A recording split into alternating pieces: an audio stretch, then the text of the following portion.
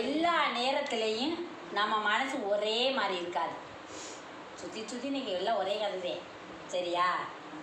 ஆனால் இன்னைக்கு ஒன்று நினைப்போம் நம்ம மனசு, அதே நாளைக்கு ஒன்று நினச்சிரும். ஒரே மாதிரி நம்ம நினைக்கிறதே கிடையாது எதுவுமே. இன்னைக்கு ஒரு மனசு, நாளைக்கு ஒரு மனசு.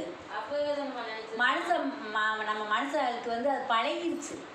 இன்றைக்கி ஒன்று நினைக்கிறது, நாளைக்கு ஒன்று நினைக்கிறது. இன்றைக்கி நினைப்போம் இந்த சேலை எடுத்துகிட்டு இதே மாதிரி சேலை எடுக்கணும்னு சொல்லுவோம். அதே நாளைக்கு விடுஞ்சது என்ன நினைப்போம்னா, எதுக்கு வேறு சேலை எடுப்போமா அப்படின்னு மனசு. ஏன்னா இன்றைக்கி ஒன்று நினைக்கும், நாளைக்கு ஒன்று நினைக்கும். அது நம்மளுக்கு பழகிடுச்சு. நம்ம எல்லாத்தையும் மாற்றிக்கிட்டே போகிறனால நம்ம வாழ்ந்துட்டு இருக்கோம். இல்லாட்டி வாழ முடியாது இந்த கலியுகத்தில். அதுக்கு என்ன பண்ணணும்னா, மனசு போன போக்கில் நம்ம வாழ்க்கை போகிறது கிடையாது. இன்றைக்கி கடவுள் அன்னைக்கு நம்ம வாழ்க்கையில் என்ன எழுதுனேன்னா அதே இன்றைக்கி நடக்குது. ஆனால் நம்ம நினைக்கிறோம் அதை வாங்கிடுவோமா, இதை வாங்கிடுவோமா, இப்படி பண்ணிடுவோமா, அப்படி எப்படி நம்மளால் பண்ண முடியாது. இன்றைக்கி இந்த இடத்துல எல்லோரும் யார் யார் கூடியிருக்கான்னு விதியும் பிராப்தமாக அந்த ஆத்தா போட்ட கதை, அவள் போட்ட கணக்கு. இன்றைக்கி இத்தனை பேர் இந்த இடத்துல கூடணும், இத்தனை பேர் இந்த அம்மா சொல்கிற கதையை கேட்கணுன்ற விதி இருந்தால் அவள் மட்டும்தான் கேட்க முடியும். அவங்கள்ட்ட பிராப்தம். ஏன்னா நம்ம மனசு வந்து ஒரு செகண்டுக்கு ஒரு மனசை மாற்றிட்டு போகிறோம்.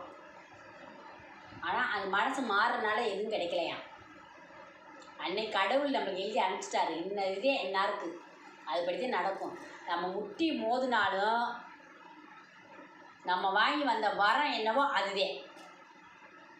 அதனால் யார் வந்து இது நடந்துருச்சு அது நடந்துச்சு கவலைப்படாதீங்க.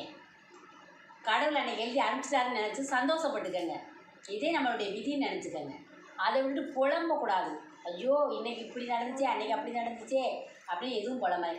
யார்கிட்ட என்னென்ன இருக்கணும் கடவுள் எழுதி அனுப்பிச்சது அதே இருக்கும் சரியா? நம்ம நினைக்கிறதுனால எதுவும் நம்மக்கிட்ட வந்துடாது, எதுவும் நம்மளை விட்டு போயிடாது. நம்மள்ட்ட விதி இருக்கணும்னா அது இருந்தே தீரும். எந்த சூழ்நிலையும் எந்த கட்டத்துலேயும் அது நம்மகிட்ட இருந்தே தீரும். நம்மள்ட்ட போகணும் அப்படின்னு நினச்சா அது எந்த விதத்துலேயும் போயிடும். நமக்கே தெரியாமல் போயிடும். எந்த வழியில் வந்துச்சோ அந்த வழியிலே போயிடும். அதனால் விதி இதுவே விதின்னு நினச்சி வாழணும். அதை விட்டுட்டு மனசை போட்டு இப்போ நம்ம கஷ்டப்படுறோம் வேதனைப்படுறோம் அப்படின்னா நம்ம மனசுக்கு வலி வேதனையை கொடுக்காதீங்க. அன்னைக்கு கடவுள் எழுதுனது இன்றைக்கி என்ன நடக்குமோ அது நடந்தே தீரும் அப்படின்னு நினச்சி கடவுளை ஒரு மனசாக வணங்கி வாங்க. எல்லாமே நத்த மாறி தாயி நம்ம எல்லாருக்கும் எல்லா சந்தோஷத்தையும் கொடுப்பான்னு நம்புங்க. அதில் சொன்ன மாதிரி நம்பிக்கையை கொடுக்குறீங்க. நம்பிக்கைக்கு என்ன அர்த்தம் அப்படின்னா, ஒரு கையை நம்பணும். இந்த கை நம்மளை தூக்கி விடுன்னு நம்பணும். அதே நம்பிக்கை. அந்த நம்பிக்கை அப்படின்றத அந்த கை நம்மளுக்கு இந்த 2 கை இருக்குது, சாப்பிடலாம், என்ன வேணாலும் செய்யலாம். அந்த கையினாலே முடியும். அதே கையினால் நம்மளால் வாழ்க்கையில் நம்பிக்கையோடு வாழ்கிறப்ப நம்ம எதையும் ஜெயிக்க முடியும்னு நினைங்க. சரியா?